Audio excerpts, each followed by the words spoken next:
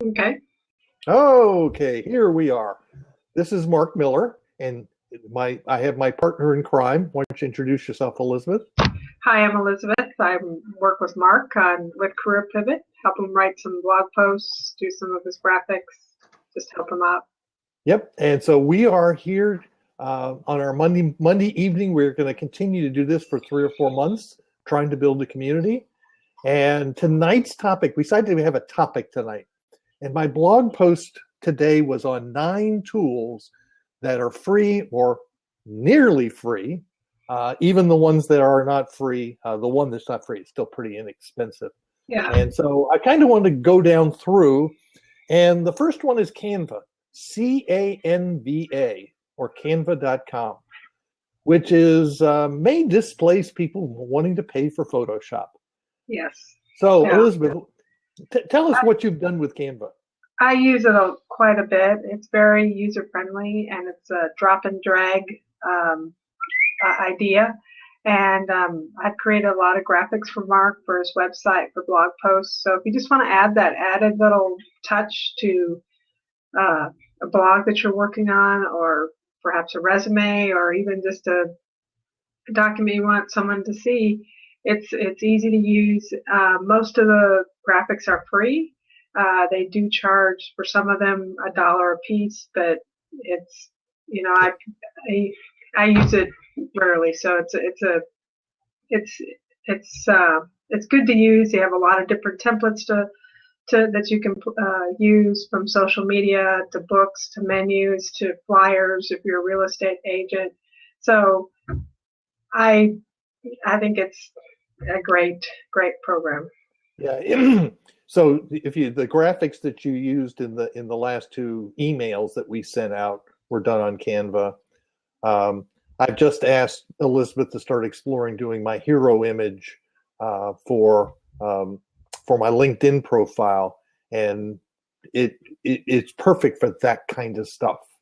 Tell us a little bit more about that hero image. What's the purpose of it? The hero image is on your LinkedIn profile. If you it's that blank space behind your profile, and it's a chance for you to essentially customize. If you have a premium account, they give you some stock images you can put in, but I highly recommend. In my case, my hero image is a picture of me presenting to the professional women of Williamson County, PWOW. And they did a really nice picture, and I was up there, and it works well. But there are lots of other people who do a really nice job of adding that nice touch. So, for example, I was just watching a webinar by Vivian von Rosen, or Viveka von Rosen, can't get it right. Okay. She talked about one of the things she did on purposely in the top right-hand corner was to put her telephone number. Which is her Google Voice number. And she only uses that Google Voice number in one place, right there. So if she knows anybody calls her on that, they know it came from the LinkedIn profile. And she puts her various book covers and other things in that header image. So, yeah. So Canva is a really cool one. The second one I want to talk about is Schedule Once, calendaring. There is no longer a free version of Schedule Once, but it is. I pay for the basic package, which is I think $6 a month. I think I get a discount if I pay for the year, which I think I paid $72 or $70 for the year. It saves me a ton of time. Elizabeth uses it every week. It's an easy way for me to it attaches to my Google Calendar, but it also attaches to iCloud calendars, Outlook, a whole variety of different calendars, and I can specify when I'm available, when I'm free. So I specify from 7 in the morning till 9 o'clock at night on Monday through Friday. I'm available. I'm free from 9 to 5 on Saturday, and noon to 6 or 7 on Sunday. You can block out times. You can specify, how long. The neat thing is it takes care of time zones. I've got clients around the world, and all they do is they schedule it based on their time zone, and it fixes it for me. So has it been easy? It's been easy to use, Elizabeth?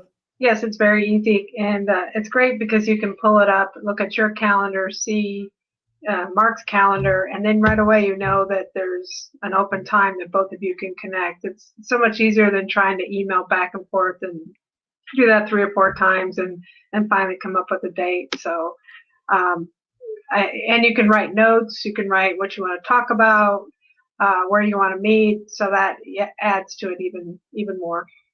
Yeah, and when it's all done, it automatically goes into my Google Calendar, sends the calendar entry to both sides.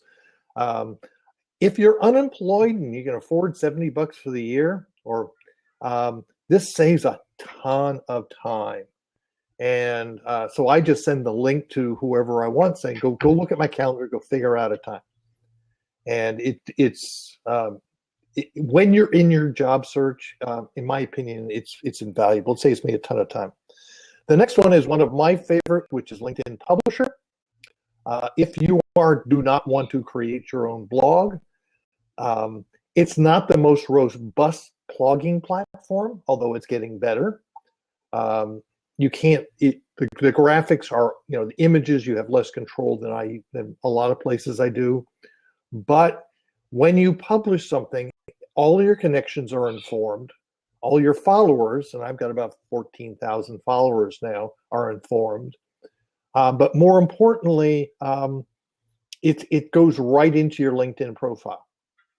So one of the things I always tell people is, show me that you know. I need to know that you know your stuff. So demonstrate it. Now, before you publish, make sure you get somebody to proofread it. Yes. I happen to have an editor. I pay an editor. But even if you find someone else, what a lot of bloggers do is they edit each other's stuff. In other words, share it. Find among people who can share. But LinkedIn Publisher is a great way. It's a blogging platform that's available to you. You can always go in and fix stuff. You can take stuff down, and it's readily available. And more importantly, it's that 4-letter F word. It's free. The next one I wanted to mention is Gmail, and you say, yeah, so Gmail. My Career Pivot email account is a Gmail account. In other words, it doesn't have to be. So when you send to Mark, M-A-R-C, at careerpivot.com, it's actually a Gmail account. Even my wife's domain, bodyandheart.com, she's a massage therapist, it's a free account, and it's on Gmail. And so if you want to go get your own domain, and by the way, there are now domains.me. I have Mark-Miller, that's MARC-Miller.me, and I'll be talking about that in a future blog post, because I have a branded me website. I have and they're updating it to a 2.0, so I'm waiting. I'm waiting until they have a new format. But so you can use what I really found valuable about Gmail is, number one, spam filter. I had a HostGator hosted. That's where my website was. That's where I used my email, and I just got inundated with spam. And Google does a great job of spam filtering. Now, I pay $5 a month, $4.91 a month, or $50 a year for a commercial Gmail account. Real expensive.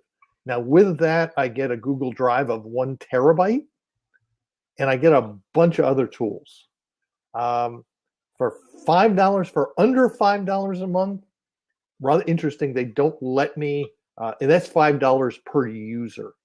So if I get an employee and I want to add them on, I'll pay an additional $4.91 a month. But it's great. And one of the things I found that I really liked is my dear MacBook Pro. It had to get a baby hard drive this Christmas. The hard drive failed, and I had no email on my machine. So I lost nothing. And I'm finding what I used to have Carbonite on my Mac. I don't need it anymore. Everything's up in the cloud. I happen to use Dropbox. I'm now using Google Drive for a few things, but it's been a real bonus. The other one I used is a plugin for Chrome called Rapportive, Rapportive, and it's a Chrome plugin for Gmail. What it does is when I receive an email from Elizabeth, it will automatically populate the right-hand column in Gmail with her LinkedIn profile, with her picture, with her headline, her current position. It will show me if she has a Twitter account. It will show me anything in her social media, primarily Twitter and LinkedIn, that's associated with that email address. And if I want to immediately, I can just immediately go over and click on someone's LinkedIn profile. It'll bring it up in a separate, in another tab. If I want to connect to them, I can just push the connect button. It saves me a bunch of time. And one of the things I've found is if someone has sent me an email that I've never heard from before, particularly when they come from my website, I can then go immediately into LinkedIn and send them a message, an in-mail, preferably an in-mail, and I know it will get to them. It won't get caught in the spam filter. So if you receive, for example, if you get something from a recruiter and it's from someone who's never emailed you before, and you send them an email and you don't hear anything back, you never know when it might get caught in a spam filter. And if you send them an in-mail, and by the way, if they reply on an in-mail from LinkedIn, it costs you nothing. So that's where I've found. The next tool that I use that I highly recommend for if you're doing any email marketing, you're doing anything for a nonprofit, even I've had people send out family newsletters, is MailChimp. MailChimp is their target market is small businesses and individuals. And and for email lists of under 2,000, and I think there's a limit of like 10,000 emails a month, something like that. Something like that, yeah. For most individuals, you will never reach that limit. Yeah. If you stay under those limits, it's free. I went 2 years using MailChimp before I had to start paying. And I currently pay $45 a month. Now I heavily use it. Every email you receive from me through my blog is on MailChimp. They now have very nice automation that I haven't started taking advantage of that you don't get with the free. So, but Elizabeth, you want to talk about your experience with MailChimp? Yeah, I've just started using MailChimp myself, and I find it, relatively easy to use. You can upload email addresses via Excel, upload that easily, and it's great, to track how many times things get open and if anything bounces, so you can adjust your email list based upon that information. It's another platform that allows you to drop and drag. So I create a graphic in Canva, and I'm able to upload it directly into MailChimp, and then you add that little extra touch to your email. And it's an easy, good, simple platform to use. Yeah. In fact, I have a friend who sends out a quarterly family newsletter. In fact, she started doing it when she was unemployed, and I encouraged her to keep on doing it after she was employed. So she's been 4 or 5 years, and I suggested, why don't you use MailChimp for this? And because it's free, it's easy to use, and it helps you format and lay out your stuff, make it look good, professional. Yeah. We've been using this for, in fact, I spent this weekend with my Launchpad Job Club, which I'm on the board, cleaning up. We had some mistakes. One of the things you have to be careful with email newsletters is there has to be a physical mailing address associated with a physical mailing address, not a PO box, a physical mailing address. And one of the things it does is it kind of forces you into good email practices. Yes. And I know Elizabeth was kind of surprised. She got some opens on some of her emails. They'll show you where they're opening it. Also show you what they're opening the emails with, what browser or devices. And that's always interesting. I know Elizabeth, she had had some opens in Japan. Yep, I found out who they were. So. Okay. Were they really in Japan? Yeah, they were. They go over there and they sell their wares, their medical devices. So yeah, it's real interesting. You suddenly discover rather interesting. I have a list of a little less than 3,000. Almost a quarter of them are in the New York metropolitan area, which is interesting. Anyway, so the last three, one of the first ones I started using was Buffer or Buffer app, and Buffer allows you to essentially drip feed out into social media. So there's a nice little icon, a plugin for almost every browser that you can put in. You find an article, you say, you know what, I really want to share this, and I can share it for free. You can share it on 3 platforms, which is typically LinkedIn, Facebook, and Twitter.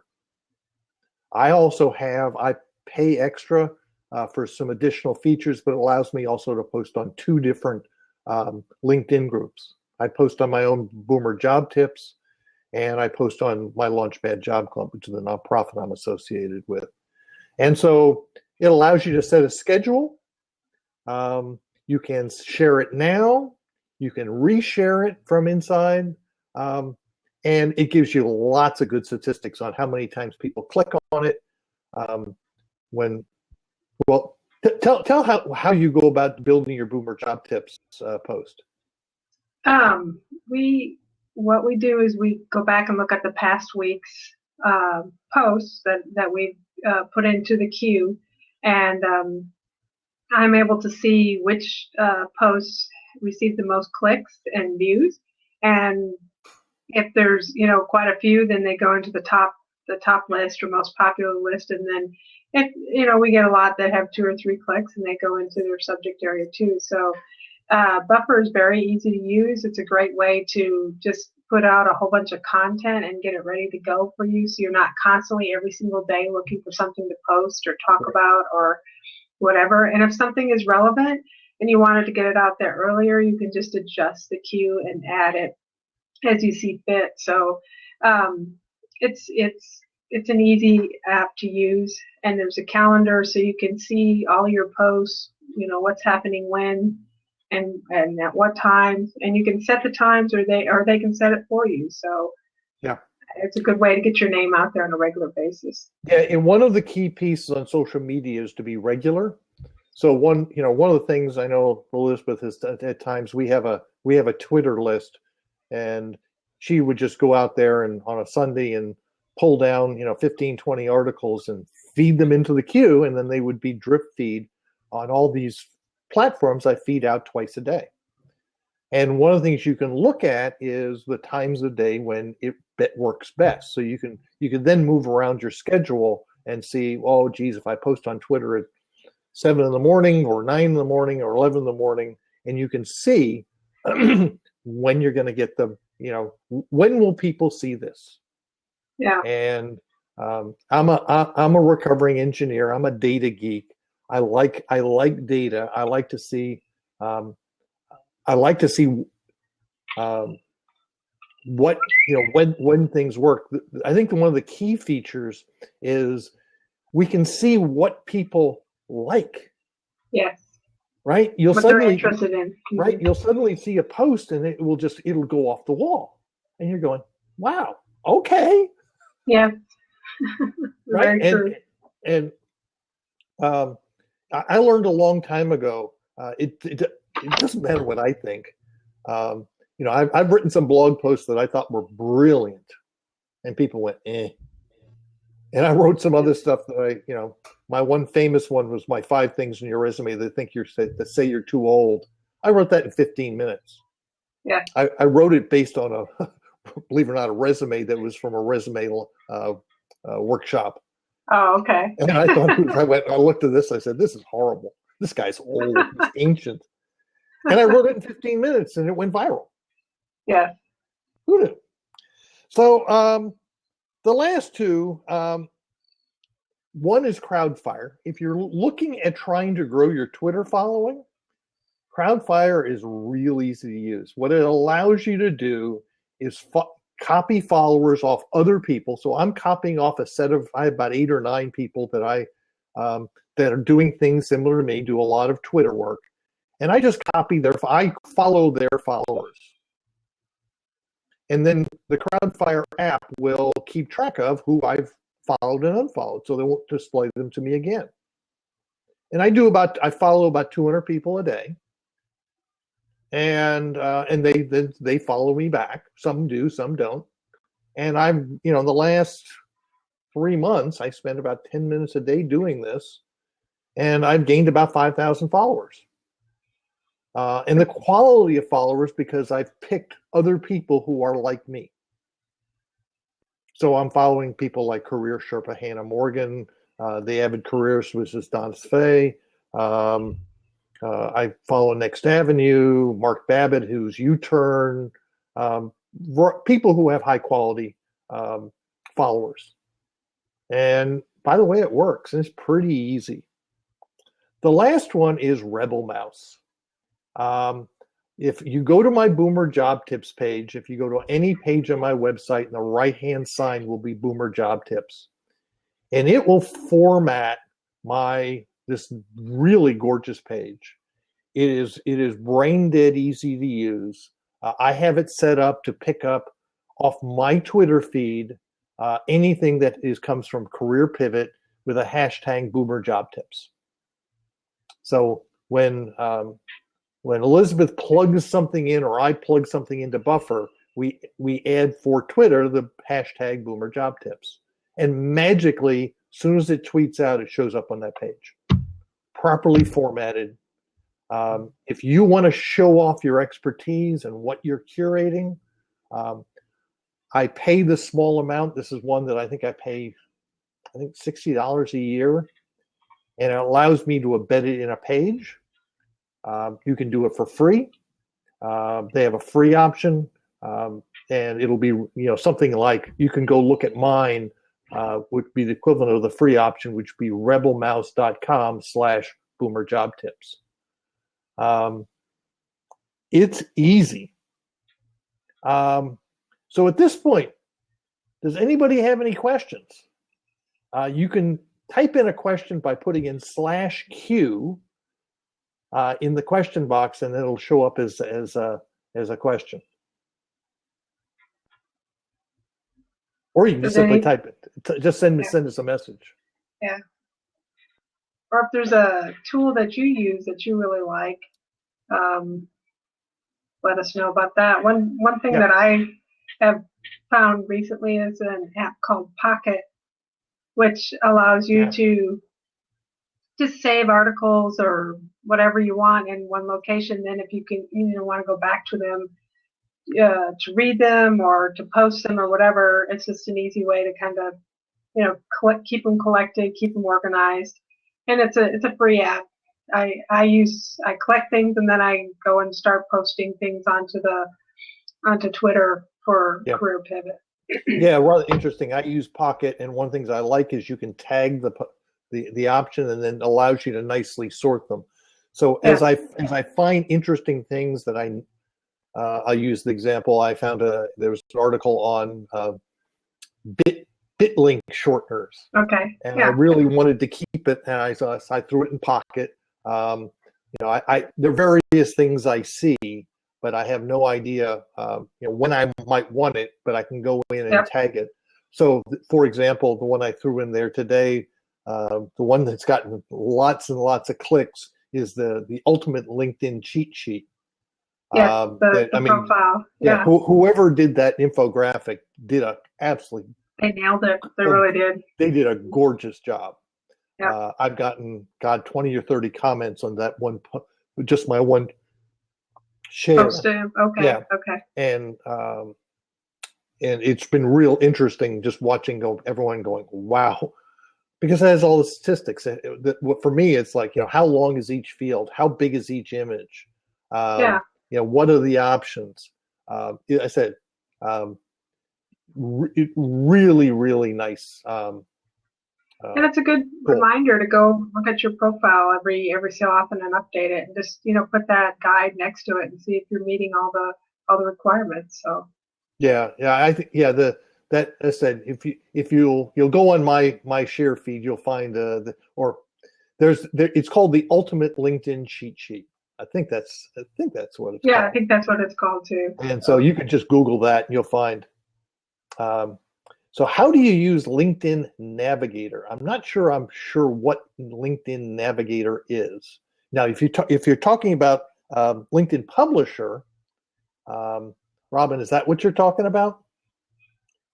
If you're talking about LinkedIn Publisher, when you are on your main homepage in LinkedIn, there is write a post or create a post right up in the top, and that gets you to LinkedIn Publisher. And again, you can go in, edit. Like for example, it's called Sales Navigator. I am not familiar with Sales Navigator. I believe you need to have a sales premium package to use it. Now that also there's also a social selling page. Now I will look in a second where that is. But there is a social selling page where you can rate how you are at social selling. And if you want, I'll go ahead and tweet that out later when I find it. So I'm going to go ahead and pause the recording. Okay.